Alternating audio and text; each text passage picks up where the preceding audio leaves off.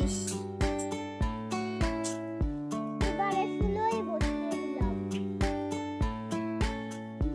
আরেকটু নেড়ে চেড়ে দিছি।